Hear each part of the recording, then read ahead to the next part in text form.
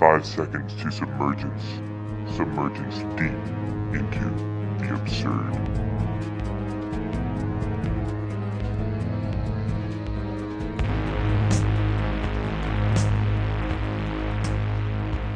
Alright, we are back from a very long break on the Into the Absurd podcast.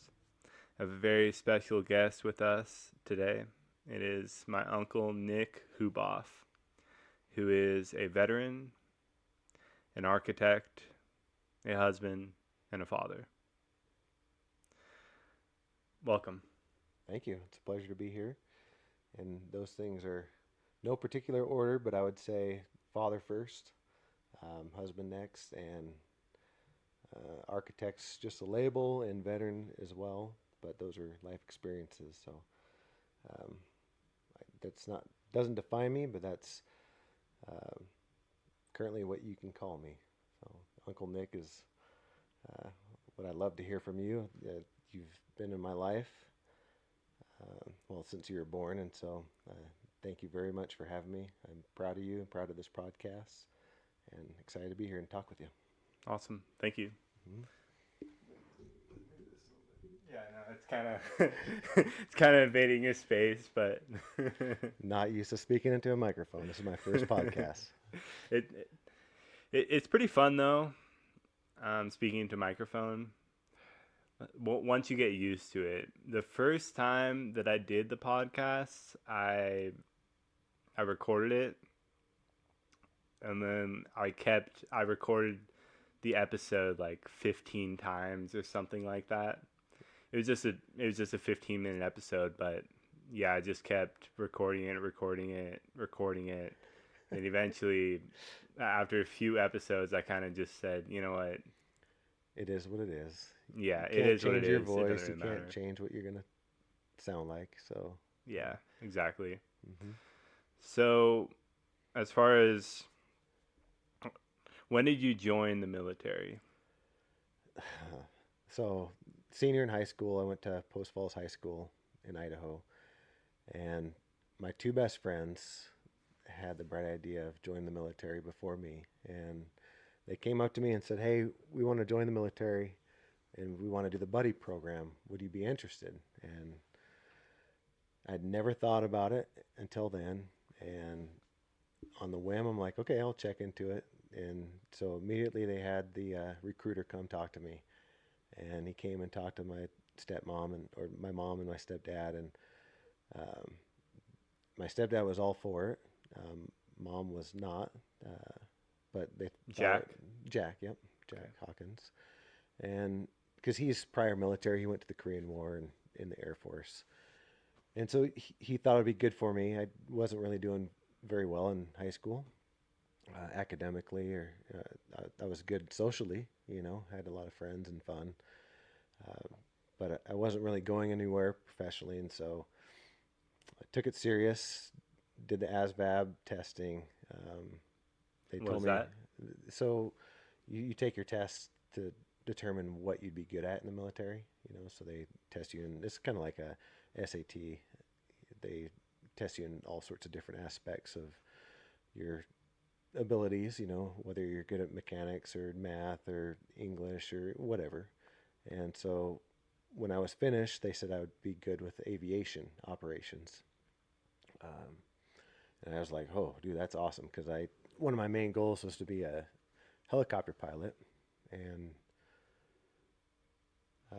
Was this a main goal of yours before joining the military? it was. I had a cousin, yeah, distant cousin in the John Huboff. He was a helicopter pilot in Vietnam, and he was really good at it. He's had a couple helicopters in his business where he fights fires, and I'm not sure exactly what else he was doing. Maybe rescuing for, for a time there. And he also had a vending machine business. So I looked up to him. He was a pretty awesome dude. And so I always wanted to be a pilot. And I was like, okay, if I can get my foot in the door in the aviation operations, that's one option for me. And so I was like, okay, let's do it, and signed up with my friends, and it's funny because we did the buddy program together, and we were buddies as far as we like to do a lot of drugs together. You know, that's kind of what you did in the '90s. We smoked a lot of weed. We drank a lot. You know, we partied a bunch, and so that's basically why I wasn't going anywhere, because of the partying.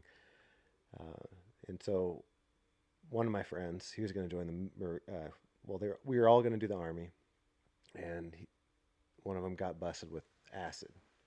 You know, he had acid when they got pulled over, and so he got a felony, and so he couldn't go in the army. So now it was just me and my other best friend, and we were planning it the whole time. We're going to go together. We're going to do basic training together. We're going to do all this stuff. And now the one guy's out, and so we get all the way to our senior graduation, and we're supposed to leave right after graduation. We're doing our senior party, and my buddy gets pulled over with weed in his car. And now he can't go, and so I'm the only one out of the three of us that is going in the military at that time. So I was 17. I think it was June or July when I left for basic training, and I was the only one, and it was their idea to begin with. But here I was going to Fort Benning, Georgia, completely out of my comfort zone. You know, I get on the plane, and I'm totally in Idaho. There's tons of white people. That's all you see, really. There's a little bit of diversity, but not much at all. As soon as I get on the plane, to go to Georgia, it's like, holy crap, you know, I'm the only white person on this plane, and what have I done? You know, I was really scared. Didn't know. I was leaving my girlfriend too at the time, and we were madly in love with each other, and you know, or less. I don't know what it was, but you know, I had to leave her and leave all the family behind, and I'm going into the whole different world, man. And I didn't really understand that was what was going to happen. You know, when you sign up for something like that, you just think it'll just be like going to camp or something. And you'll be around the same kind of people you're used to. And no, it was a whole different ball game, man. So before then, were you ever outside of Idaho? Besides, I don't think so. Small road trips to Washington or whatever. Yeah, Washington, Montana, Canada. Well, you know, I did grow up in Indiana for a bit when I was a younger kid. Okay. From 4 to 8, and there was diversity there, but I was kind of too young to realize it. Yeah. You know, because I wasn't adult yet, or young adult, and it was a culture shock, big time. Yeah. And then just in a completely different environment than you're used to. Yeah, and that's not the only part. It's the part that you give up all your freedom. You know, you go from doing whatever you want, smoking and drinking and having a good time and, you know, hanging out with friends, to now you're completely alone. You left everybody that you love behind, and now you're being told to do every single thing. You know, when you can eat, when you can go to bed. You know, we're cutting your hair this way. You're going to wear these clothes. Every single aspect of your life is now told to you what you're going to have to do. Completely different, you know. And that's just reception. So you get to Fort Benning, which is typically an infantry training, basic training base. And I wasn't going to be infantry, but they did a experimental trial where they sent regular soldiers into infantry training to see how they would do. And so it was more difficult, you know, no girls. So, I mean, it's like I went to infantry training to be an aviation operations specialist. And it seemed kind of unfair, but I was down for the challenge. I was like, this is cool, you know, I get to do the hard stuff. Yeah. Until you start doing the hard stuff, and you're like, holy crap, this is ridiculous. Because you get there, reception is where you have to wait to go to basic training. So I sat in a barracks for 2 to 3 weeks, just having to wait to go. You know, so you get sent there, and they treat you like you're in basic training, but you're not in it yet. So it's an additional 3-4 weeks before you even start the 8 weeks of basic training. if that makes sense. Oh yes, yeah, that sounds. I didn't know. I didn't know that was going to happen, you know? Yeah. So you sit around and wait for your number to be called until you're set to go into a basic training unit. And so, I mean, immediately you get set into a big barracks with a bunch of kids from all over the country you never met before. And I'm the minority, which I'd never been before in my life, you know? So immediately, the bigger black guys wanted to fight me, you know? They were picking on me, and, you know, so I had to stand my ground. Wasn't just black guys, you know, it was Latinos and Puerto Ricans and all of them. You know, it's like going to jail a little bit. There's a little bit of that, and so I had to toughen up really quick and watch what you say. You know, find your group of people. You know, so I'd find the other white guys and hang out with them. You know, you get strength in numbers. So that's just reception, and then basic training, dude. That's when it gets real, you know. Then you have drill sergeants screaming at you and setting traps for you, trying to make you screw up, and you know they really try to break you down and make you feel like less of a human, and that way they can start fresh and build you back up, build you with confidence. You know, I couldn't do push-ups, I couldn't do sit-ups, I couldn't run, I was out of shape. And after 8 weeks or 11, 12 weeks of doing that stuff, I was a different person, you know.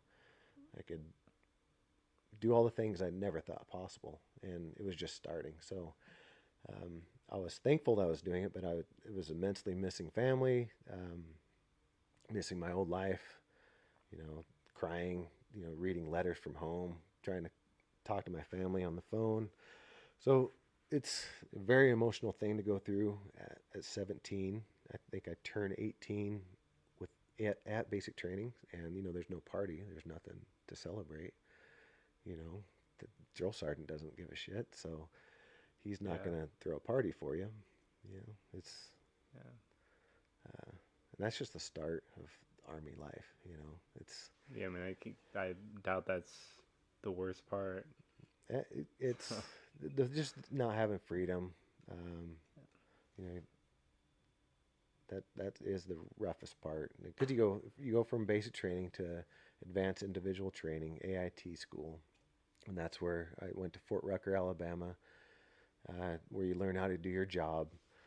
And you know, it was a lot of schoolwork, you know, so I was back in school again.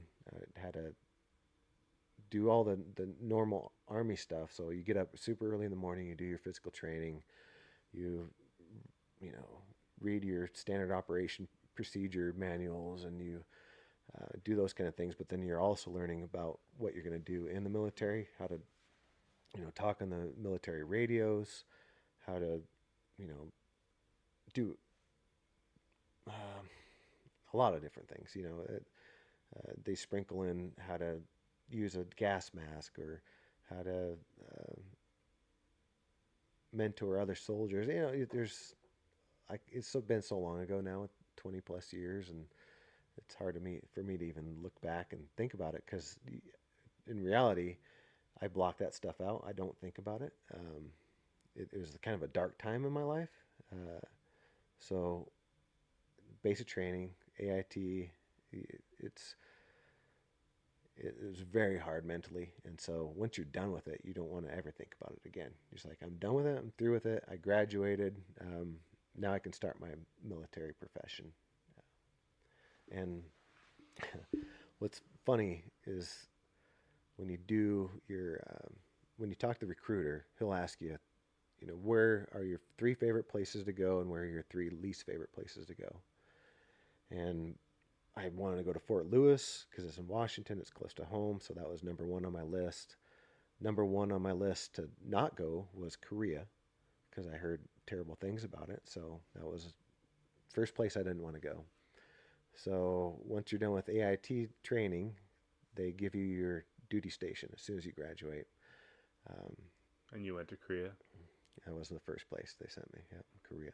It's like, thanks, Uncle Sam. You know, thanks for looking out for me, man. It was pretty brutal because So it was as bad as you thought, or?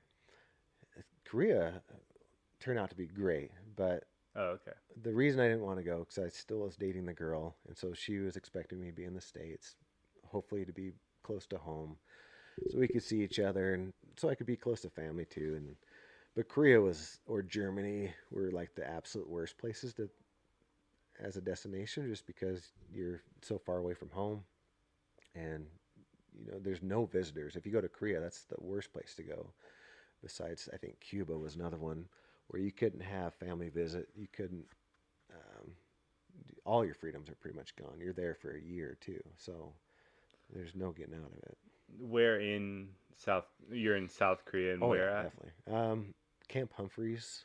So you fly into Seoul, Okay. which is this giant, enormous city. I had no idea it was so big. I mean, I've never been to New York, but I imagine that's on scale with Seoul. Um, tons of towers everywhere, and so you get there and you're just like, holy crap, man, this is intense. And then you go. I think they put me on a bus, or we flew. I can't remember, but we drove down to the Camp Humphreys, and you're just driving through rural South Korea, and there's nothing out there but farm fields and um, people tending their fields and little dinky places, and it's a third world country, when you get outside the cities, and it's pretty sad to see until you get to your base, and then your base has all the amenities you need. It has a shopping center, has all the barracks and gyms and whatever. Even though it looks like everything was built during the Korean War, you still have all this cool stuff in the middle of their country, and it feels like you're in like an American base in another country, you know. And but so So what do you think of that as far as like what's your opinion on the United States military having military bases everywhere, almost like everywhere in the world basically? mm, I was a fan that I had a place to be safe, and you feel power. You definitely feel power because Hmm. they speak English because of you. Um, we have strength in numbers. We're there. However, just to the north is North Korea, and the first thing to tell you is that if anything was to happen, they have so many foot soldiers that if we went to war with them, that they would just wipe out everybody in South Korea. Even though we have one of the where I worked, Desideri Airfield, so one of the largest airfields outside the United States. I think it's the largest military airfield that the United States has. And so I got to work there, and so we have all this military air power that's there, but they still say that, if we fought them, we would be toast. So it's pretty sketchy to think that we're right next to an axis of evil power, that they can at any time just mow us down. Yeah, that would But not be. we're there for those other people in South Korea, and you take pride in that. After you spend some time there, you spend time off posts, off base, and get to know the people, and you find out they are normal people like you and me. Their life conditions are a lot worse, but they have feelings, they have emotions. I mean, they're people, so you get to care for them. Once eventually my girlfriend and I do break up, and I dated a Korean girl at one point just for a little bit, and you know, I really appreciated her, and so you end up caring for the people, and I found that the same in Iraq. I was caring for Iraqi people that we were fighting at the same time, and so we can get to that later. Um, it's just it's it's sad that things have to come to that we have to occupy a country for global security, but that's the way it is. North Korea was a problem, and we came in and saved Still South Korea, and it's still a problem. problem for sure. And it's a good thing and it's a bad thing, because every soldier that goes over there gets separated from their families. They can't take significant others over there. Um, you take away your freedoms to do that kind of thing. And so, if something went down, if we ended up in a war, those people are going to be the first ones to go. And so, when you're living here in the States and life is good and you're sitting here drinking a Truly or whatever, Corona, Recording podcasts. recording podcasts with your nephew, yeah, you forget that there's people over there right now.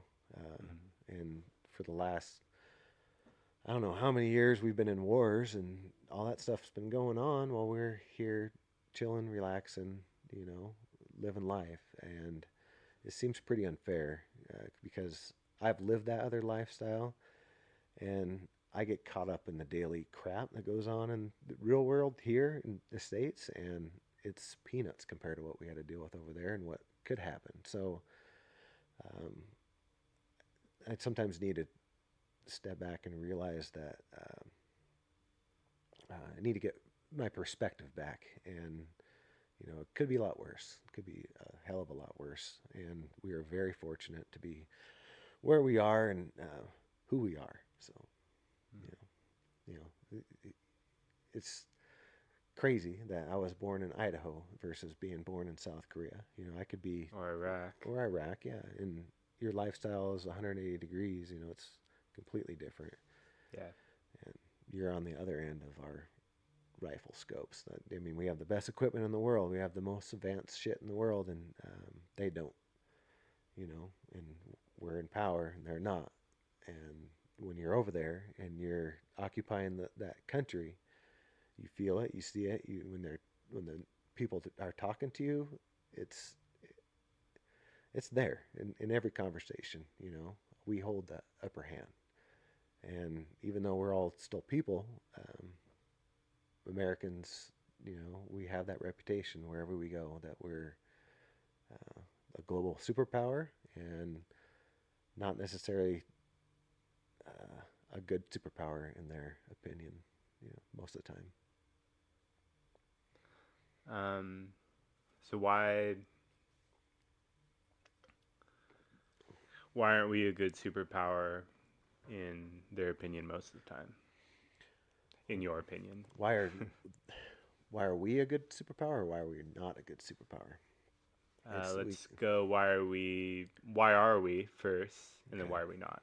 Well, some of them, like here in South Korea, they know we saved them. We were there. We were there when no one else was, and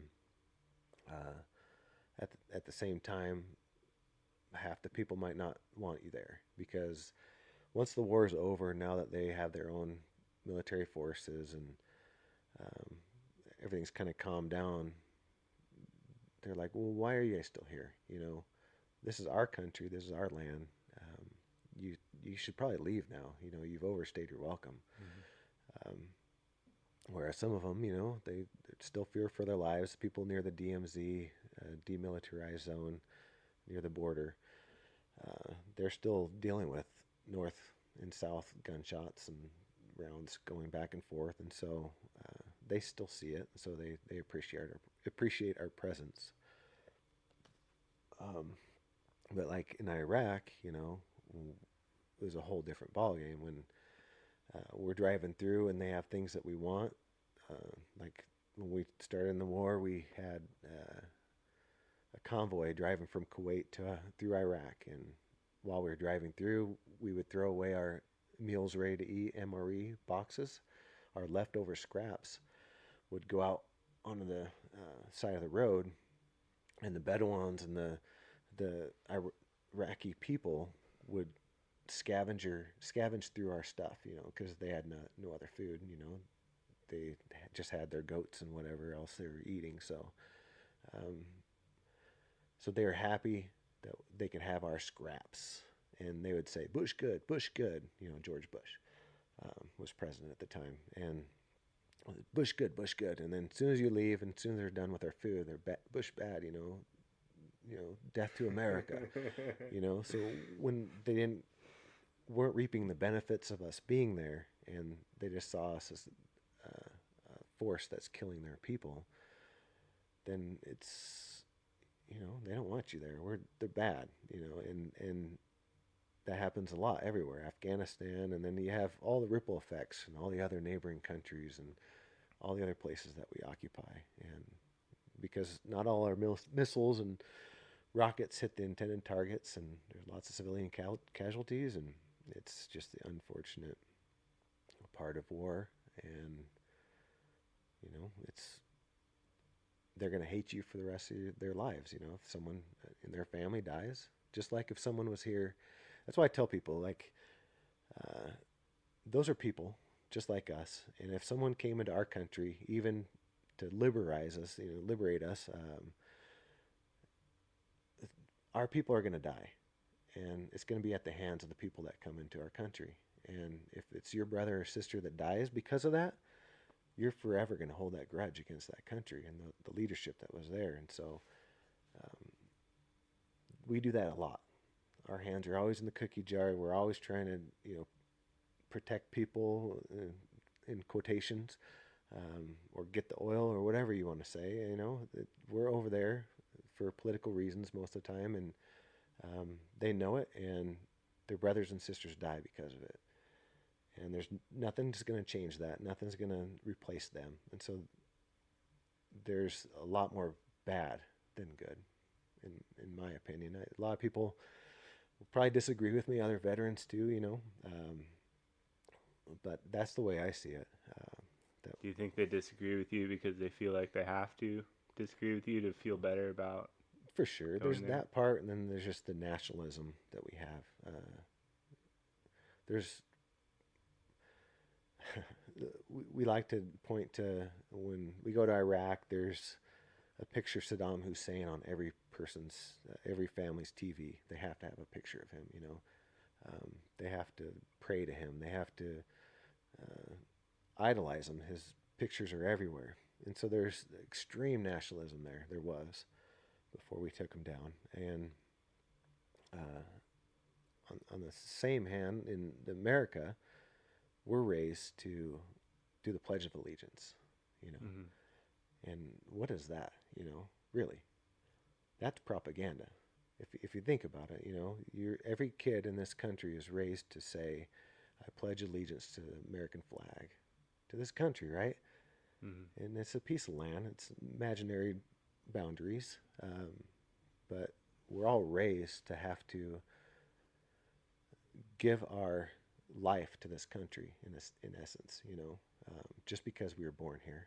And so, and if you kneel during an NFL game, if you flip the flag upside down, if you do any things that disrespect America, automatically you're an enemy of your friends and family here in this country. Mm-hmm. Because nationalism is so embedded into this culture. God bless America, go USA, all this stuff. Yeah. They fly in military aircraft at every sporting event. If you don't stand up and hold your hand to your heart, you're unpatriotic. You're not an American. You're not a friend of mine anymore. It was not visible to me until I left and saw it in another country. And it was so visible there that when I came back, I recognized everything that was going on here as being one and the same.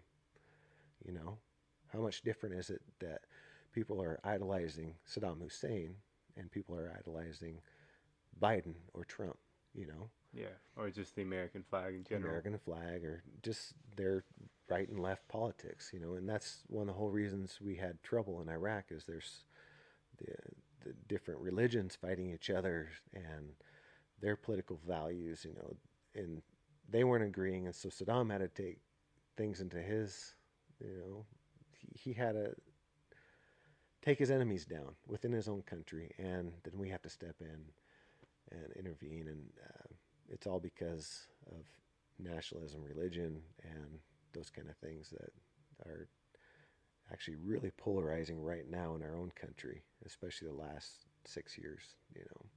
COVID and the last few presidents.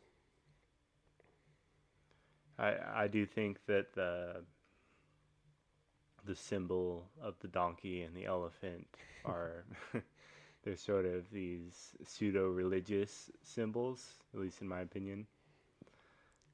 And I do think that people, they kind of worship them in a sense. Mm-hmm.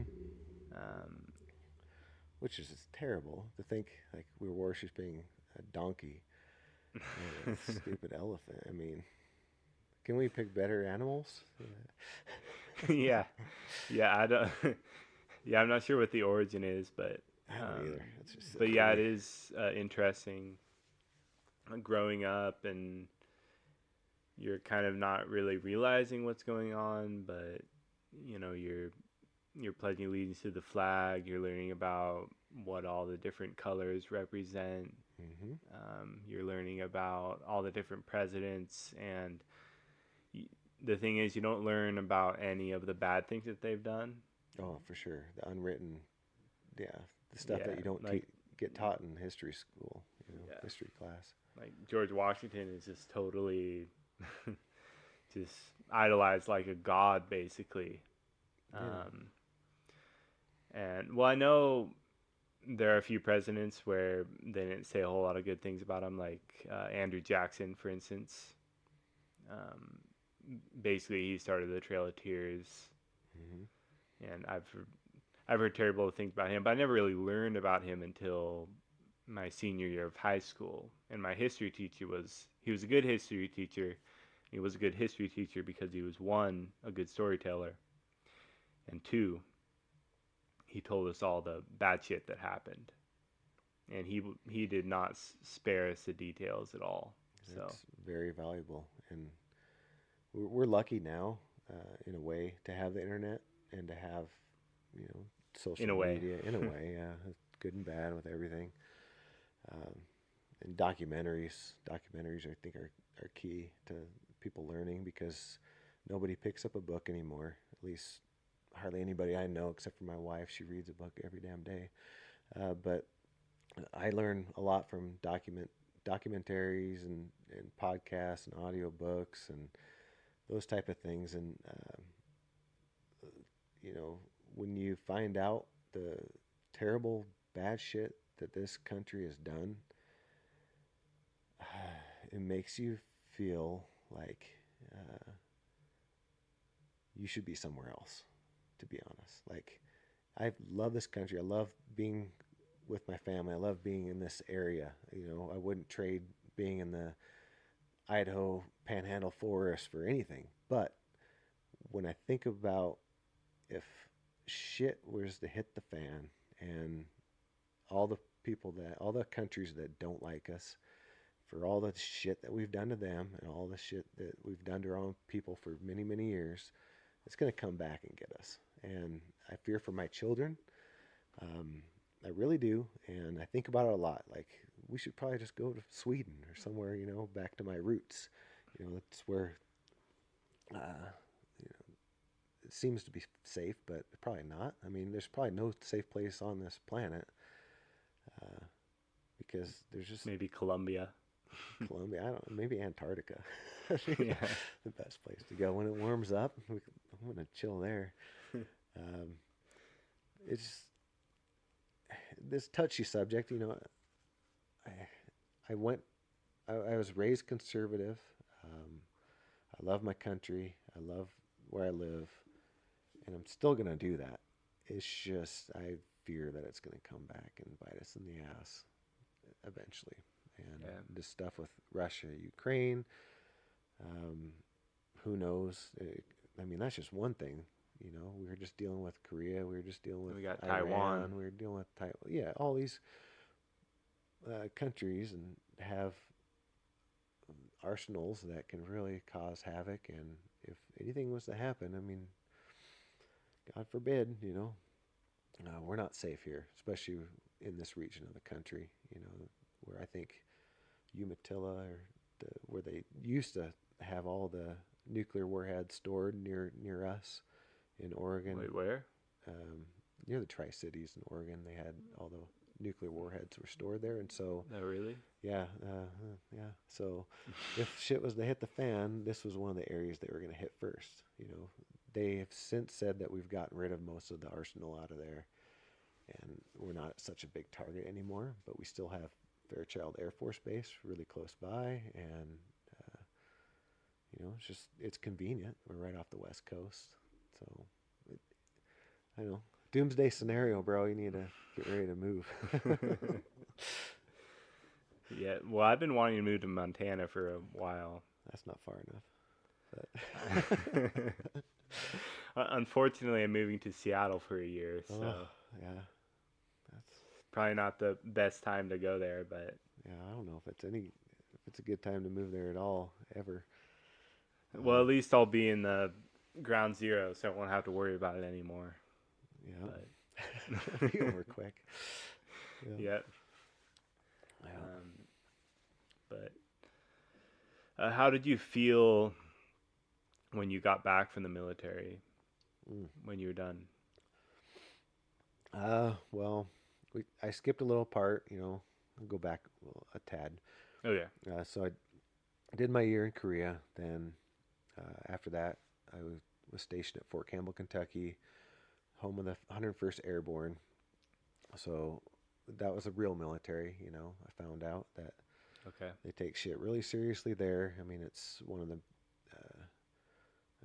it's a very historical unit. You know, we fired the first gunshots of the Gulf War, and you know, we're the Screaming Eagles, air assault. You know, And what year was this? so I was there. I think 2000, 99, 2000 till 2004. Okay, so this is before 9/11. Yeah, it was before 9/11. And you know, at that base, they have air assault school where you repel from helicopters, and so I got to do that, which was pretty awesome. You know, did really hardcore stuff, and I met some hardcore people. And I was going to do special ops, 160th SOAR, which is a unit that's special ops for aviation, and I was accepted into the school. And at that point, my unit, which was a Apache helicopter unit, AH-64 helicopters, and they were in need of being upgraded, and so we had to do a deployment to Fort Hood, Texas in 2001. And so we, you know, packed up all of our stuff, all of our helicopters, all of our military equipment, moved to Fort Hood, and it was for 6 months. And while I was there, September 11th happens, and it was pretty fucked up. You know, we were about ready to go to PT, physical training formation in the morning, and we're sitting there waiting in our cars, and we hear on the radio that a plane struck the World Trade Center tower. And I think in the time that we got into formation, and the first sergeant had notified us that it happened, but we'd already known because we were listening to the radio. In that time, I think the second tower got hit. And so our whole life was just, you know, completely changed. We were having fun. We were having a good time. We were in Texas. We were, you know, going down to Austin and just tearing it up, you know. And all of a sudden that happens, and we're in lockdown. They think, you know, this is a war. We're going to war, or war's coming to us. And so we couldn't do anything. We just were training that much harder to get the heck out of Fort Hood, Texas, so we could go to war with Afghanistan. That was a plan, because our unit, first the 101st Aviation Regiment, were the first ones that went into Iraq the last time. First ones to shoot in our Apaches.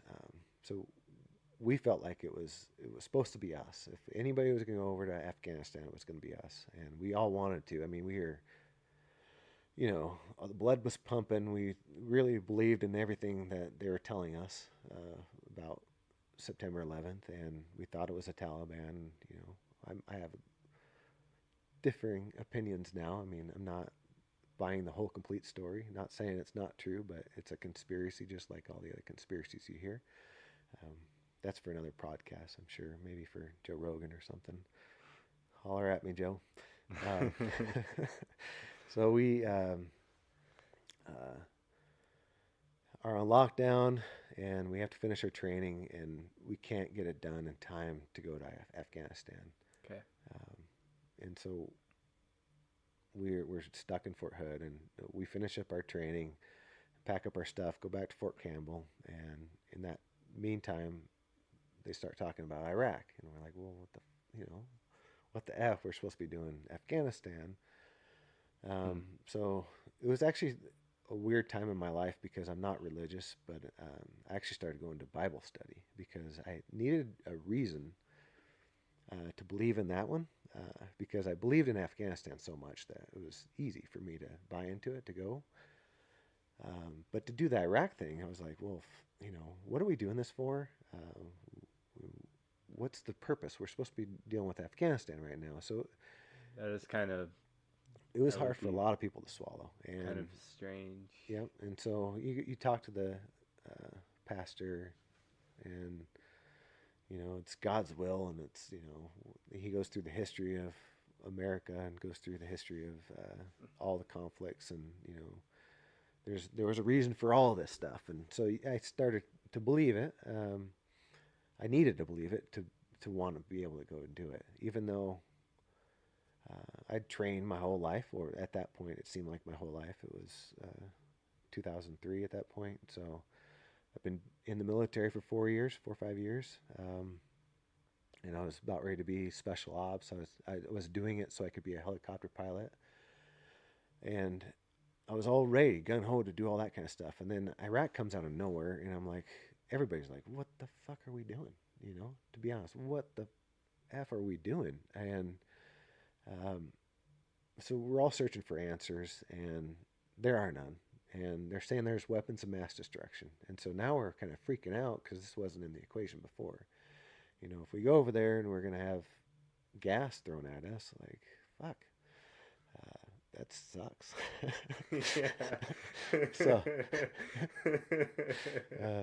so, January 2003, they start making plans for us to go. I think it was January. I don't know. The months all blended together.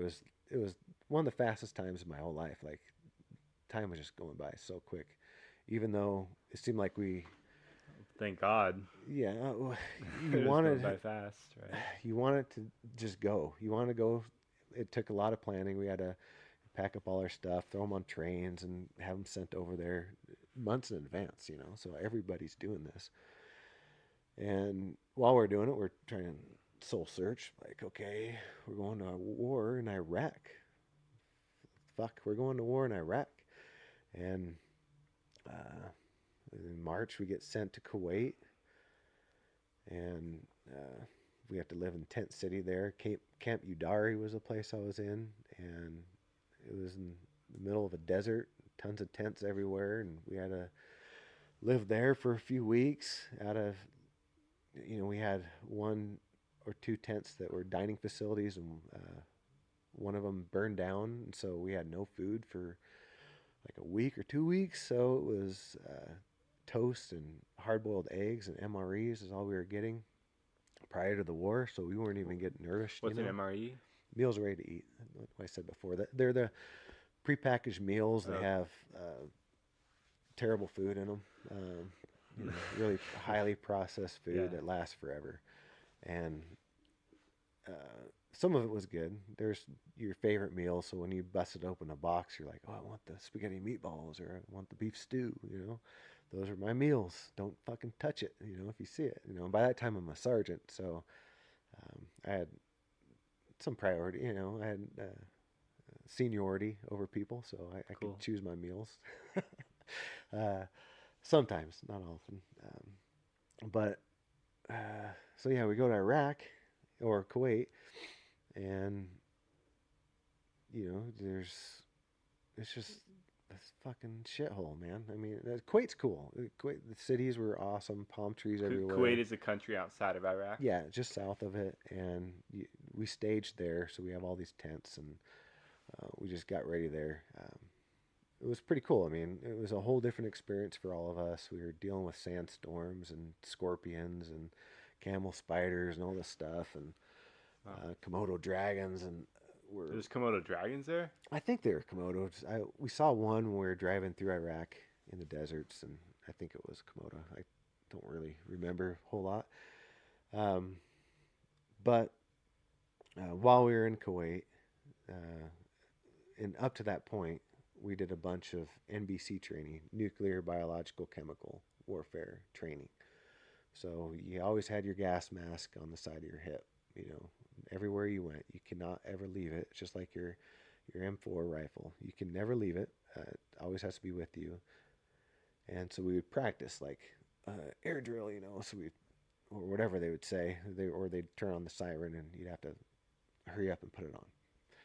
And that was all well and good. We did gas chambers and, you know, basic training and stuff. So we all had experience being gassed and having all your bodily fluids just be drained from your face. And They actually gas you? Or? yeah, you go in gas chambers and they Holy gas shit. you. Yeah, it's pretty awesome though. Like if you go in there with a cold, you come out just completely fine.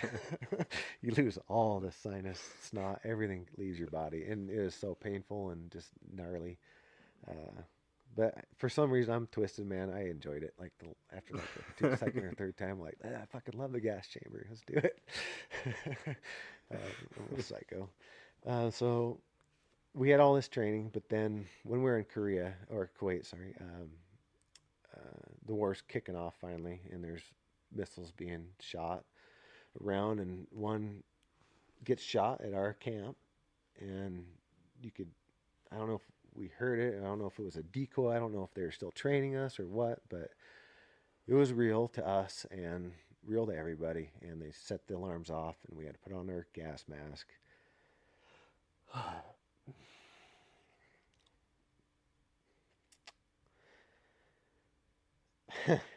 It's still fucked up to think about it. Sorry,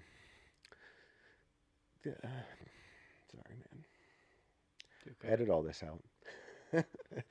Because you look at it, you can see people's eyes. You know, you can see your friend's eyes through the mask, and it's fucking real, man. It's like we take this shit off our face, we're gonna die. You know, and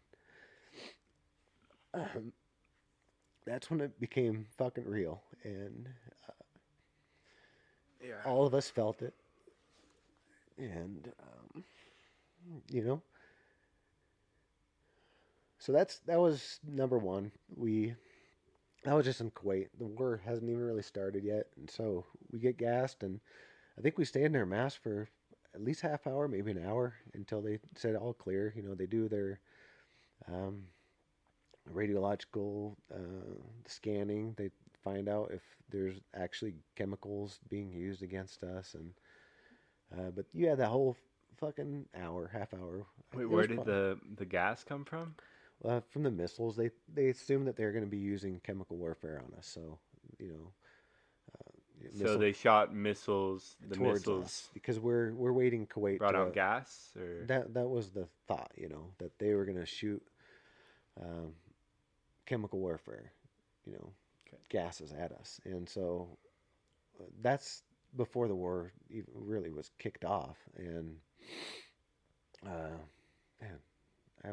I don't think about this stuff much because of those kind of moments where I kind of lose my shit when I think about just because the people you're with are your family. They're your brothers and sisters. I've been with them for years, and I loved them all to death. Hopefully I'm not going too far into military stuff. But what? is this too much military stuff? Only if it's too much for you. No. It probably needs to be on tape. I kind of like to talk about it. Yeah, and then it's, I mean, I think it's cool because then you could always, it's there and then you can always listen to it. Yeah. You know, just Okay, like, Cam. it's like a journal. Yeah. Okay, are we back on? It's just been rolling. Oh, I'll just cool. cut out the silence, basically. So, Good. All right. yeah. Cut out the piss break. Yeah, no, well, when I do podcasts with my friend Mina, like we always take a piss break at some point in there, so it's not a Kind of big have deal. to. But I was freezing, man. I'm glad we stopped because I needed a sweatshirt. Are you cold too? I'm actually fine. I have my sweatshirt right here, so Okay. Do you want another beer? I have Nope. 2 more, I'm so good. okay. I think All we'll right. grab another one. Just Yeah. Well, Just get for me now. one just to have on deck. And the pizza's here. We can, if you want to eat now, we can, or you can keep going and then just. let's just keep going for a little bit longer, and then we take a pizza break. Unless you want to take a pizza break Nope. now. I'm not I hungry. just figured maybe we can just run it through for like another 30 minutes or something. Yeah, dude. It's pretty fun, right? Yeah. Well, yeah. Well, like Digging into my. maybe not like fun, but it's fun if you know what I mean. Like you get into the deep stuff at least. Yeah. Usually I don't get into this stuff until I'm a few drinks in at the bar and people start asking me questions. Yeah. Why are you that way politically? Why do you hate America? Oh, shit. That's gonna be in the intro. Yeah. There. No. I'm gonna copy that part and put it in the beginning. Do it. No, with some music. No. Um, All right, but yeah, I mean, I've never been to anything even close to that. I mean, I'm glad. Fuck yeah. What? I'm glad. Yeah. It's not. I mean, So it's so long ago now. It seems like a dream. nightmare. Yeah, some of it. To go back, I was saying, you're with your brothers and sisters. They're your family. Yeah. You've been with them for years. You care about them. You love them. And to look through the glass and the gas mask at another person's eyes, and you see fear. You see the unknown. You feel. You feel for them, and they feel for you, and it's the deepest human connection I might have ever had in my life. And once you get the all clear and everything is okay again, it's all hugs and we made it through, that one. But the war is just starting, and it might not be all clear next time. And so from that point on, you're just assuming you're gonna die. To be honest, like if I don't die, it's gonna be great. If I do die, it's expected. At this point, the government is telling us that they have weapons of mass destruction and they have chemical warfare and they're going to use it on us. That's what they've been telling us for the months prior to this, and it's been on national TV and it's everywhere. So we're not in Afghanistan. We're in Iraq dealing with a fucking sicko, that likes to gas his own people. What's he going to do to us? So when the war starts, we get in our vehicles and we do a convoy all the way up through Iraq and through the middle of the desert. There's no roads at some points, and you're basically eating sand and dust the whole trip. I mean, our Humvees are just circulating sand throughout the whole thing, and everybody is looking like a sand monster. Everybody's covered in sand. It's in our teeth, it's in our ears, it's in our eyes, even though we're wearing ski goggles that they issued us because of that. It's everywhere. It's in your ass crack. It's every crevice of your body, It was brutal. And you're not getting showers. You got baby wipes if you're lucky, or your wipes from the MRE, which are teeny. So that's how you clean yourself. And it's days on end that we're driving through. It was weeks, I think. I have a map that one of my officers made for me, and it shows all the distances that we traveled and how many days it took. And I mean, we spent majority of the first month or two just in vehicles driving through the desert and through some cities and towns. And at that point, there was not really any IEDs, improvised explosion devices. They weren't really using them against us yet. And we also had aerial coverage with our Apache helicopters. So we were kind of covered, There wasn't a whole lot of close combat warfare that we had to worry about. So we made it all the way through to, Kirkuk and Mosul and Baghdad, and we went all over we went through the whole country of Iraq, and you can't really get through the middle of it, right? Because it's all mountains. You basically go Yeah, around. we just went through the areas we could get through, and like I said, sometimes we had to go through sand dunes and no roads even. So, um, but it was really amazing to me when we got to the northern part of Iraq. Um, yeah, well, go backward a little bit. We're going through the desert. We're staying in the middle of the desert. We're putting our tents up, and it's extremely hot during the day and extremely cold at night. And there's scorpions on the ground, so you're setting up your tents at night and you can't see. And we're using stupid green forest camouflage in the desert. I mean, they're having to set up fucking camouflage Yeah. over our tents. They're all green. I'm like, we stick out like a sore thumb, and they still made us do that crap. It was so dumb.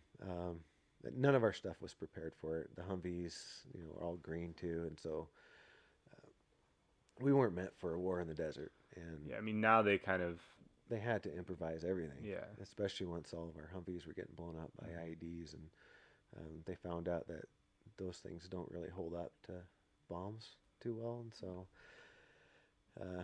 and they made a living out of being over there too, so they had to adapt. They played the long game, even though they told us at the beginning it's going to be 3 months. 3 months and we're out of there. 3 months. Get to 3 months. 6 months. 6 months and we'll be gone. 6 months come. No, it's going to be a year. And The so next thing you know, it's a 20-year long war. Yeah. That's our government at work right there, man. And just fucking with our minds the whole time. I'll tell you one thing too, that like in the middle of it, we're driving through Iraq and we have a satellite to pick up TV stations, right? And we haven't had physical or human contact besides us, out on the outside world. We haven't talked to anybody for forever. And one time we were like, can we please set up the satellite so we can, watch TV, watch the news and see what's happening in the world? And they're like, okay, just be quick because we're going to be out of here soon. So we made our mission. I had my guys set up the satellite, and we got a station, and it was CNN. And so we started watching some CNN, and we were thrilled. We were, it was like fucking, it was just amazing to watch TV again. And we hadn't seen it forever. It took us forever to get a station, to get the satellite just right. And, it was a monumentous effort by us to do it. And as soon as my commander came in and saw that it was CNN, he told us to shut it off. And I'm like, all of us were like, what? Shut it off? It just took us forever to set it up. If it's not Fox News, you're not watching it. And right then I was like, well, what the fuck is that about? I understand that they have different political views and all that, but we don't care. We want to know what's going on, It didn't matter. Shut it off. So that was pretty brutal, Our one little piece of the outside world, they took it away from us because it didn't align with their political views. Because CNN at that point they weren't buying weapons of mass destruction, and they didn't want us to hear any of that stuff. They wanted us to buy into the whole thing, If there's no weapons of mass destruction, there's no war. And so what are we doing over there? And so we couldn't know that, at that point. They didn't want us to know it, and they kept lying to us, and it was just a perpetual lie. The machine was going full force. Yeah, at that point, then it's like, this is pre-internet. This is, there was no other way to know anything besides TV. And, fake news is real. It's a real thing. But any news is good news when you're over there fighting a war for your country. You should be able to get anything, but no. So we drive through Iraq and finally get to some bases that we can fix up. We went to one airfield that we had all these buildings and these old bases that were demolished during the last war. All the copper and all the electrical and everything was ripped out of them, all the windows and everything. So we had to frame new screen windows and doors and occupy these places. And then we'd leave that one and we'd go somewhere else. We'd have to stay in old barracks that, had tons of spiders. The mosquitoes were just god-awful everywhere. Just brutal. So once we finally got indoors and finally had a barracks that we could live in, out of, and we had real toilets, which was months later, life was starting to get back to normal in a way, where there was a sense that we could get out of there. Um, but when it started, and we didn't deal with any chemical warfare for the rest of the time. We had some gas scares where we had to put on the gas masks, but none of that shit existed. It wasn't real. So every place we went to, we had a test for uh, any warheads, or I mean, we had to look everywhere for warheads, and we had to use a little equipment to see if there's any radiation in the area, and any ordinances had to be properly disposed of. And every single bunker, there's tons of these concrete bunkers that we'd have to, um, inspect them and make sure there was nothing in them. Because our whole thing was weapons of mass destruction. I mean, we heard it every day. It was our life. So we had to. But there wasn't respect the orders. any. There's no. CIA says there was, but there was never any that we ever saw. So it was interesting that was our life, and we believed it, and we had to roll with it. And eventually, to get out of this topic, we got to I think it was Kirkuk I was in, a city where we had a nice barracks that we got to, actually we were neighbors with Fairchild Air Force Base was there with us. They occupied the airfield with us, and they had a gym. I mean, these guys were spoiled rotten. The Air Force was spoiled rotten. They had a gym that they took over. They had a dining facility. They were eating steak dinners. They had a swimming pool. They had all these. What? Yeah, right. And they didn't have to wear their flak vests, their bulletproof vests. They didn't have to wear their helmet. They didn't have to carry a weapon. And they didn't have to carry their masks, which is no. They did carry a NBC mask, but they didn't have to do any of that shit. But we always had to have it with us, and once we got there with them, then we could start using their facilities. So my buddies and I started working out at the gym there, using the track. We had pool parties for people that were getting promoted, or like when I left, they had a pool party for me, and we got to barbecue some steaks every once in a while. And that was towards the end of I only did 7.5 months because I had In Iraq. in Iraq, yeah, because I was coming up on my ETA date or ETS date. But you did 4 years in total. Well, I did 5.5 because I signed up for a college extension where they gave me a laptop and free college classes. So I had like an extra 1.5 years onto my sentence. So if I wouldn't have signed up, I never would have went to this war. Yeah. If I would never gotten ambitious to get college done beforehand, then I would never went to Iraq. But I did, and my ETS date was coming up, and they offered me like 10 grand to stay and re-enlist, and I was like, no, because I know this seems like it's going to keep going, and sure enough, those guys would leave after the year. They'd spend a year in Fort Campbell, and then they'd go right back to Iraq, So I made the right choice of getting out. I could probably be dead right now, or who knows. And I had my current wife. We met in Kentucky, Clarksville, Tennessee, and we've been together since 2000. So we've been together a long time, and she was very, very awesome while I was gone. She was sending me packages all the time, and anytime I got a hold of a satellite phone, I could call her, and so I missed her so much. And so the thought of staying in and being in Iraq for another 5 months or 6 months, whatever, and then keep doing this stuff wasn't an option. And so once we had a little bit of internet, I started researching colleges, and architecture was always drafting in high school was one of my favorite subjects, and being on construction sites was always cool to me, and so I was drawn to it. And so in Iraq, I started looking at colleges and looked at ones around the area. But University of Idaho caught my eye because it was cheaper than most, and it's a good curriculum. Good. I just heard really good things about it, and so that was my plan. Go Vandals. Go Vandals. IDAHO. So I, I think I submitted a letter to them asking them if I would be eligible to apply, and they're like, "Oh yeah, we love non-traditional students. You don't even have to do an SAT or nothing.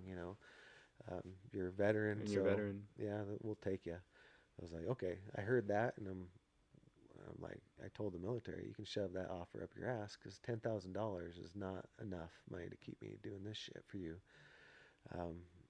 And it was very, very hard leaving my friends and comrades over there, and everything was chill. When I did leave, we were kind of in cruise control. We had a base we were working out of. We didn't have to go off base much, so that there wasn't really too much of a threat of us getting shot at or whatever. Yeah, and like people understand when you leave. Yeah. They're like, "Man, I'm jealous," They're wishing it was them, and they all signed my boots, and bigger and better things was one of the things they said, and you're gonna do great, and it was all gravy leaving until I got back. Well, when I got back, I got to see my wife and my girlfriend at the time, and it was amazing. It was the coolest experience seeing her coming off the military aircraft and hugging her, and it was one of those made for movie or made for TV moments, Yeah. where she jumped into my arms and we just hugged forever. It was cool. And then my dog too missed the shit out of me. So when I came home for the first time, he didn't want to believe it was me at first. He was really, he stayed on the doorstep and had his head down, tail down. Was that Grandma's house or? No, this was in Kentucky. So Amanda, my wife, she was living in a duplex by herself waiting for me, and had the dog. And when I came back, once the dog realized it was me, he just flipped out and went nuts. It was pretty cool, man. You see that kind of stuff on YouTube now, and every time I see it, it makes me cry like a baby, because the same thing happened to me. It's real. Yeah, it's real feels. The dogs know. Yeah, I came back and I was signed up for school. I had to do like 2 or 3 months back in the States getting out processed. But the whole time I had PTSD. I was having nightmares. I couldn't really sleep well because At college? No. This is still at the military base in Garrison. Yeah. It's it was hard leaving everybody and knowing, because I was a sergeant, I had soldiers, I had responsibilities, was to keep them safe, and I loved them. So I felt like I abandoned them, and it really messed with my head for a long time until their year was up and they came back to the States and they were safe again. And we had no casualties. There was no weapons of mass destruction. Nothing crazy happened. We had a couple helicopter crashes, but nothing serious. A couple close calls, accidents, but nobody died. And so it wasn't until everybody was back and safe that I stopped having nightmares and could kind of take a breath and be a normal civilian again. And at that point, I think I proposed to her when I got back in December. I got back in October. I proposed to her in December, and we moved to Idaho to go to school. I think that March or something. And did you live in Moscow when you went to school, or? Yep. Did she live with you? Yep, she moved with me. Oh, nice. I had asked her fam for permission, and her dad was very protective, and he showed me his guns and everything. Wanted to make sure I treat his daughter right, and so I did the same. I wanted to make sure I did it right, and I asked for permission before I asked her for her hand, and he said absolutely. So That's good.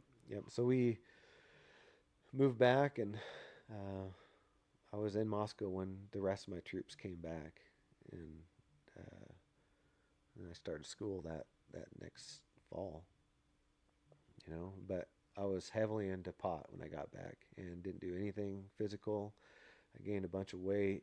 Um, I was depressed, and like the VA hospital diagnosed me with PTSD, and they told me I should get counseling, and I didn't take it, and I kind of wish I would have, looking back. Yeah. But everybody's got an ego, and counseling wasn't a thing that a man did, in my opinion, so I didn't want to do it.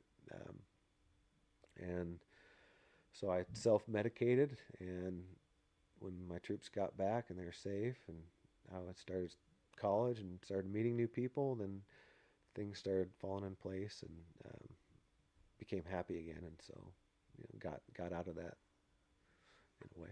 So. That's good. I mean, we've all been through. I mean, I was heavily abusing marijuana when I was in college, so there's I mean, there's it is abusing, and then it's also fun at the same time when you're with friends and stuff. I mean, I had a good ass time. Yeah, exactly. but it but can be a there's problem. I think with these sorts of things, it's all about your relationship to it. Mm-hmm. Like I don't like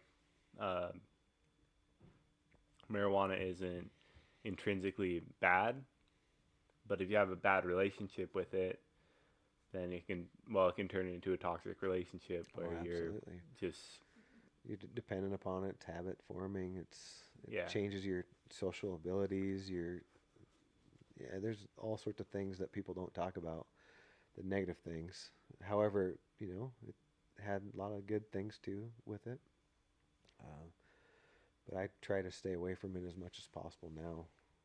I get sucked in sometimes after hanging out with some people that's all they do, and so just to oblige them, I'll do it with them, and then that starts the process again, and then I start craving it and needing it, and it's crazy how that substance can take over really fast, and so I'm just better off without it.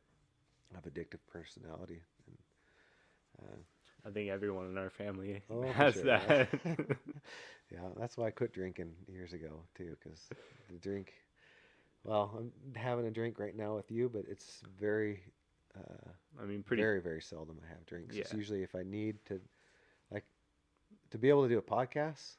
I need a little liquid courage, and I needed a loose tongue. So, yeah. Yeah, I mean, well, again, it's all about your relationship. It's like as long as you're not drinking every night, Mm-hmm. right? Yep. And when you do drink, as long as you're not drinking a shit ton. Yeah, and you're being decent to the people around you. That's what matters the most. Yeah. You be decent to family. And sometimes I found that if I was drinking, I wasn't decent to the people I love the most, and so it actually took a mushroom trip. I did a psychedelic mushroom trip 5 or 6 years ago. 5 years ago, and I went in with the intention that I needed it to stop, and I couldn't do it on my own. I couldn't make the connections, and so I found some mushrooms and did the trip, and I came out of it not wanting to drink again, and that went for 3 years where I didn't have a drink, and it fractured my social circles because a lot of my friends and family drink, and I don't think I could have got through that without the rewiring, the recircuitry being built with the psychedelic mushrooms. And when I told people about that back then, they thought it was crazy, and now you see in the news that it's becoming like scientifically with maps proven that it helps with depression, it helps people get over addictions, and it should absolutely be legalized and used in controlled ways. And same with a lot of other substances, but I mean, it helped me with pot too. Did it? I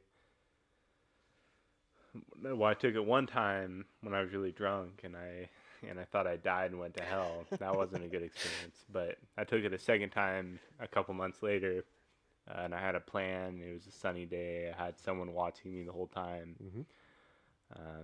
And after that, I wasn't addicted to smoking pot anymore. Yeah, it's amazing. It's set and setting. Like, So, it can be truly a nightmare experience if you have the wrong setting, yeah. and it can be the most beautiful, amazing experience if you do it right. And I came out of it just feeling love for everything, and that's kind of what was missing. I think I was holding grudges, and I was holding feelings, and um, that kind of a substance makes those things come to the forefront, and you address them, and you come out with it, love. At least that's what I experienced. It was just, Yeah. I was felt connected to the whole world. I felt connected to everything around me and all the people, and I just wanted to tell people I loved them. Yeah. And And that what's- feeling lasts with you for a long time. And our government wants that to be illegal. They don't want people to feel love. Yeah. They don't want people to feel connected and share positive emotions. So Well, if they're connected, how are they supposed to be connected to the government? yeah, they don't want to So, fall into the machine. Yeah. I actually just did my last episode was, I titled it Welcome to the Machine. Oh, nice. So it was kind of had those Pink Floyd vibes. Oh, I love Pink Floyd. And did you know that I think two of the members of Pink Floyd were actually architects or practicing I to be didn't. architects? Yeah, I found that. Which ones? I Do you don't know? I don't know which Okay. ones. I looked into it a long time ago when I was in architecture school. It was just like, oh, dude, one of my favorite bands, and they were architects. I was like, yeah, this is awesome. And then Maynard James Keenan, my favorite singer of Tool, he was an interior designer, which was kind Wow. of weird too. And he was in the military. And yeah, he's a big part of my life, that band. And Tool? him. Yeah, Tool, Perfect Pink Floyd. Circle, Pink Floyd, all the psychedelic rock. I've always been a big fan of them. We should go to a Roger Waters concert Oh, sometime. Absolutely. I'd go to any concert with you. Let's do it. So before we go, is there, as far as, I kind of wanted to get into the philosophy of architecture, like before we go. Yeah. Let's talk architecture. As far as, like, what first drew you into architecture? Like, what kind of like went through your mind? What was the series of thoughts and events that led to, oh, I want to be an architect? It was all by mistake. So That's how everything is. yeah, Okay. it was. I would just misunderstood what being an architect was. When I was in high school, like I said, I loved drafting classes. Loved the T-square, triangle, drawing three-dimensional shapes, and wasn't really big into art, but I loved to do that. And then anytime I went by a construction site, I would always dig into it. I love the smell of the wood. I would poke around the materials. I'd steal stuff to build tree forts, and me and my buddies would build tree forts with the. I shouldn't have said I stole stuff, but I did. I was a kid. I stole scraps. So we'd build That's stuff, okay. and so that was what kind of started my love affair with building. And when I was in Iraq, I needed any kind of excuse to get out of it and any kind of career path. And I wasn't going to be a pilot anymore. I kind of, that wasn't an option. I wasn't staying in the military anymore because I wasn't going to be able to do what I was going to do before the war. So it just wasn't going to happen. And I signed up for architecture school thinking that I would be on the job site, thinking that I would be designing and drafting the stuff and then be on the site and get to do, be there for that kind of thing. And now I've been practicing for 10 plus years. I have my own firm, and you still don't get to do that. You don't get to go on job sites much, and you can't tell them what to do while you're there. It's all on the contractor. So if I was to do it over again, maybe I would be a contractor, but I've also seen what they do, and it's not easy. Scheduling is a nightmare. costing everything out. Material costs right now is brutal. So it's cool that I get to be the one that designs stuff. However, I typically don't get to choose what I'm designing, and that's what you don't know also when you get into it. It's the people that have the money, they get to tell you what you want, what they want you to design, and you have input. You have the ability to show them different ways to meet their goals, but it's never my project. And that's why I started my own firm, because eventually I want to be able to develop my own buildings. And so I had to start from somewhere. Right now I have to please the people that have the money, do what they want, and make them happy, and make enough money to where I can start investing in my own projects. And coming from a family that didn't have a whole lot of money, there was no college fund for me. That's why I went in the military. There was a little bit of college money I got from going in the military. I used the GI Bill, and that paid for my tuition at U of I, and a little bit of the cost of living. And but there's no money. Like, no one left me anything. I have nothing to invest. So I'm starting from scratch and working for firms, working for big firms and working for small firms. I've done both. At the time I came out of college, it was 2008, 2009. It was the economic collapse and recession, and it was a terrible time. And so they were offering dirt money for new interns, and so I basically made less money than I would have been making in the military. I made nothing. People think of architects as having tons of money, like a doctor or something, and that's absolutely furthest thing from the truth. The only people that have the money are the ones that own the business, and if they don't run the business right, they're not going to have the money. So it's more about running a successful business than it is about being an architect. The ones that make the money are the engineers, the contractors, the developers, the investors. Those people make the money. And if you're not going to be the investor, if you're not going to flip the property yourself or do the new construction yourself, you're not going to make money. And I wasn't making enough money to even think about my retirement working for other people. And so I finally, a few years ago, decided I had to, well, during COVID, I had to take my license exams. There were 6 of them. There used to be 7 back when I first started taking tests, but I had to do 6 different tests, and it was a huge undertaking. I had to study for months and months, and I failed some. I passed majority of them, and finally got my license. And then when I did that, then I started, focusing on starting the business and becoming my own brand. And now I have Derive Architecture, and we do residential a little bit, but I prefer commercial, industrial, retail, those type of projects. And that's that kind of went off on the original question, but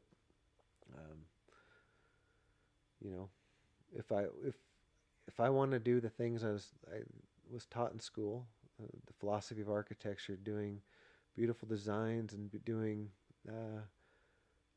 real art, then it's all on me to build a foundation where I can put my money out there and be able to do it. And then derive something amazing. Derive, yes. Right? That will create the solution to the problem. That's why I came up with that name. Yep. Yeah. And well, there's a lot of, at least I've noticed that there's actually a lot of psychology involved in architecture, because you have to think about basically the user experience. Absolutely. When people are walking in a building, when people are looking at a building, you have to think about what they're thinking about when they're looking at the building that you designed. Yep. Right. Or when they're inside the building, right? And there's little things too, like the position of the bathrooms, right? Oh, function and form. And number one, we live in a society where you can't just do whatever you want. There's building codes, and you're not really taught any of that stuff in school. You're taught a little bit of it, but when you get in the real world, they dictate to you what you can and can't do, and so you might have a form in mind, but the function overrides the form, and so you have to meet ADA codes. You have to, you know, keep it under a certain square footage, and it might have to be sprinkled, or it might have to be made out of this type of building material. So there's a lot of real world things that come into play.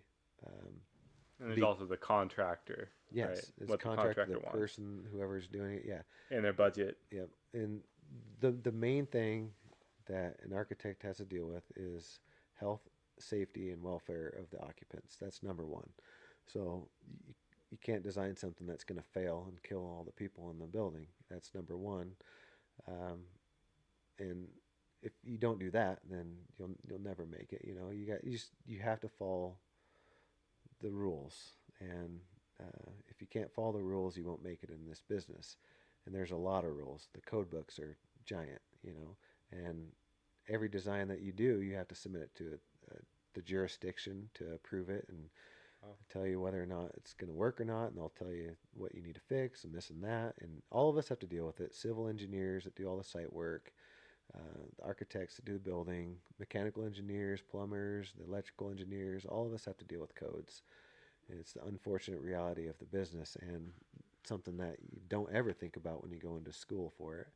You just think you can come up with something cool because you're an artist, and you know, if I come up with something cool, someone will build it. Well, no, it still has to go through all throughout the whole process. And What if you built something where people aren't going to be inside of it? yeah, if you then it's just sculpture. You know, if you're doing sculpture work, you can do whatever you want. But once it's occupied by a person, then it has to follow codes. There's certain square footages. If you're a small structure, you don't have to worry about it. Well, some things. 'Cause I know when I was younger, so my Uncle Howie, you know, he does a drafting Oh, yeah. business, right? And I'd always be at my mom's work after school, you know, and I'd walk over to my Uncle Howie's and I'd hang out with him. And then I'd just like ask him, hey, can we let's like design a giant tower or whatever, right?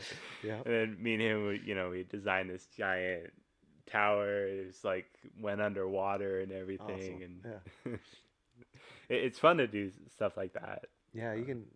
That's kind of stuff you do in college. You know, you think of Yeah. all these wild and crazy ideas, and you do them, and then they have critiques where you present your work on the wall and you explain what it is. And a lot of times they'll have real architects come and sit on the critiques, and they'll tear your ass apart. Hey, that shit ain't gonna work. How the fuck is that gonna stand up? You know, but why are there no bathrooms? What the hell? You know, where are people gonna go? You know, it's funny, and you put yourself out there in school, and it's you get torn to pieces when you first start. It's pretty brutal. But to go kind of back to your original question, like the building occupants, the people should be the people you want to satisfy. You know, human comfort is a big thing, and a lot of developers don't want to have that in the equation. You know, they don't want to add a bunch of windows. They don't want to have good ventilation. They just want to do everything as cheap as they can, and easily built and this and that. And the user experience is often not thought of, and so it's our job as an architect to say, hey, if you were to live in this building or if you were to work in this building, would you want to spend 40 hours a week in here? Be honest. Or would you want to live your life? If people live indoors, what is it, 90, 95% of their time alive, they're indoors. So being in a building is what we do all the time. And if you're not comfortable, then that affects every aspect of your life. And my job is to tell them, hey, this guy sitting at this desk, he wants to be able to look outside. You know, he wants to be able to open the window. He wants to, you know, have some cool landscape features. He wants to have an amenity here or there that he can go work out, while he's on his break, or he can go take a nap, or all these kind of things that some developers, investors don't want to put the money into it because it's the initial costs of everything is all that they worry about. They don't think about life cycle costs. I mean, you have occasional few. I've just been kind of jaded by the ones that I've come across. A lot of them are just, it's all about first cost. We don't care about long-term sustainability. We don't care about the people that are inside of it. We just want to be able to build a building as cheap as we can, sell it for as much as we can, and then we're out of the deal. Then they have to deal with it. And it's a shady thing, but it's the people with the money are the ones that do it all the time because they're playing a game. They're playing Monopoly. They're trying to get rich, and that's their goal.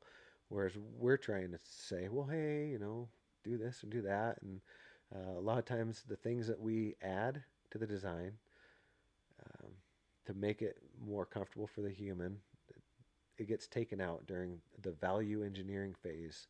So once they really figure out how much it's going to cost, like, well, shoot, we got all these windows. If we get rid of half of them, then it's going to save us $60,000. So let's do that.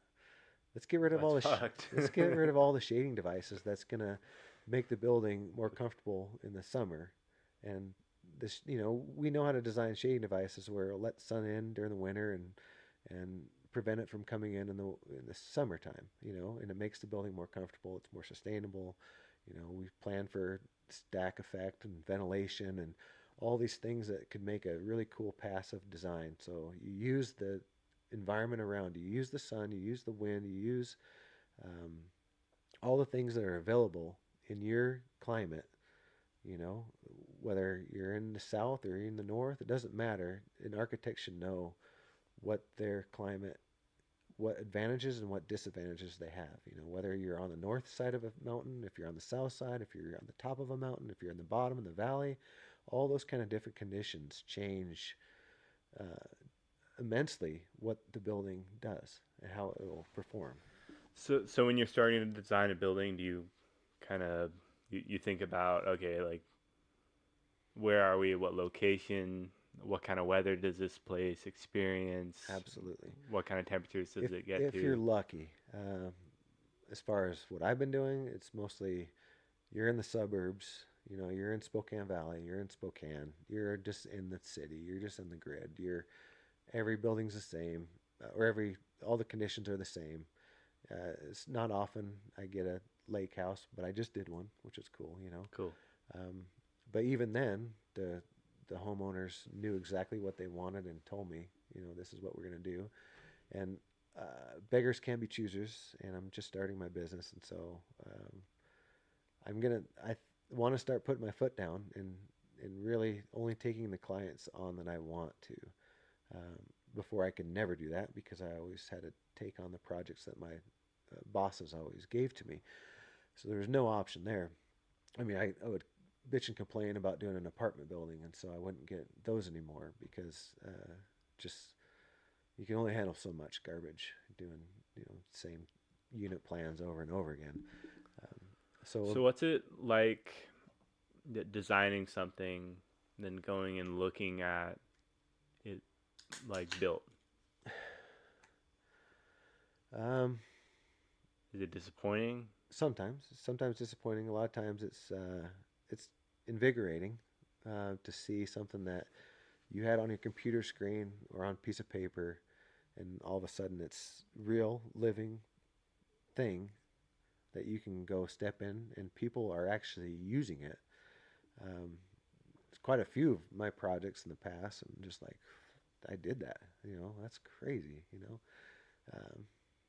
this poor kid from Post Falls and was in the military getting shot at, and now I'm designing buildings for people to spend their whole lifetimes in, or majority of their lifetimes in. It's a trip, but like the disappointment is a real thing because you always notice the things that were not done correctly, not built right, or the things that got taken out of the projects. like, dude, it would have been so much cooler if those windows were there and the shading device and the things that they took out, they ruined it, or they chose a shitty paint color. Yeah. A lot of times they'll go against um, your advice because the client always knows better than you. That's what they've got the money, so they obviously know more than you. So they're going to go with their heart of hearts. And I mean, we've seen some projects just get completely ruined from poor decisions on colors and details, and or they furnish it just shitty.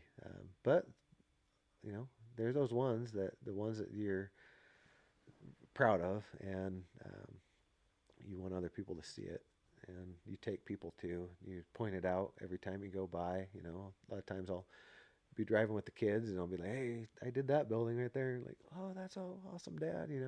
Those are cool moments. So it's. So what's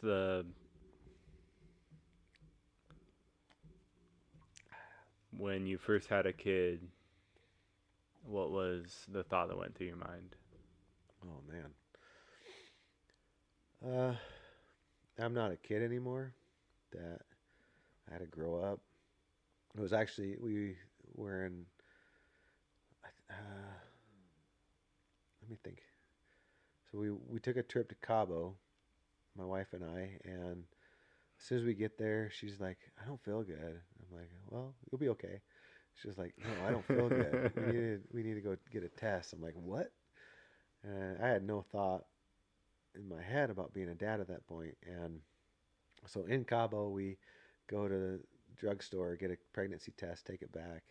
She takes it, uses it, and we don't know how to read it. So we're like, we don't know if it's positive or negative. We go back and get another test. And we confirm with the lady at the front, like, what's this and that? And yeah, so she was positive, and we find out there that we're having a kid. And I had difficulty with it at first, and was like, man, I have all these ambitions to travel the world and do all these things and be a kid for the rest of my life. And as soon as you find out you're having a child, it's like, oh man, that derails everything, and I don't want to do this. And so I kind of mentally fought it for a bit, and it's not until you actually have the kid 9 months later or whatever, and you get to hold them, and they're a real life human being, and you're responsible for them, and you love them already.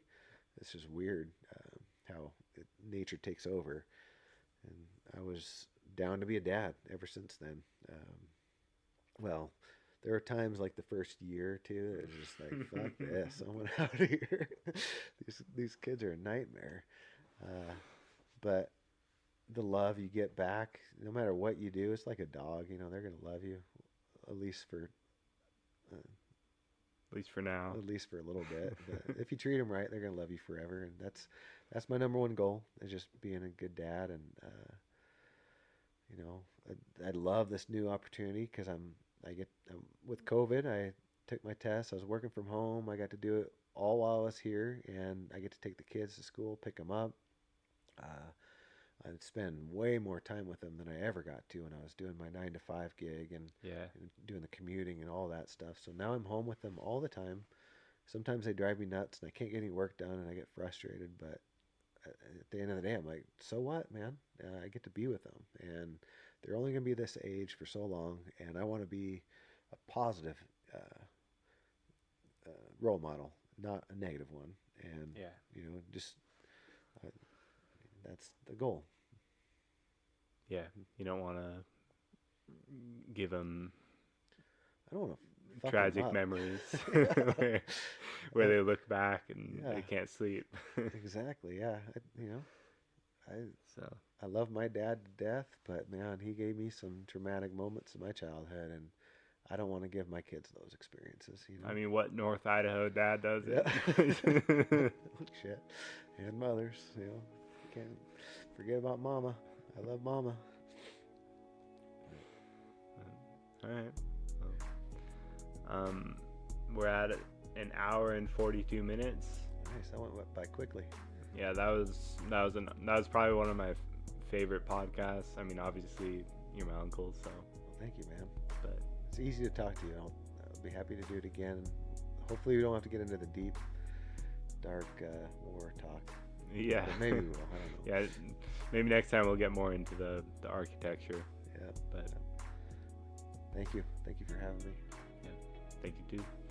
All right, well, that is episode 61 of Into the Absurd. And thank you so much for listening, guys. I apologize for the long break, but we're back at it again. So, anyways, take it easy, everyone.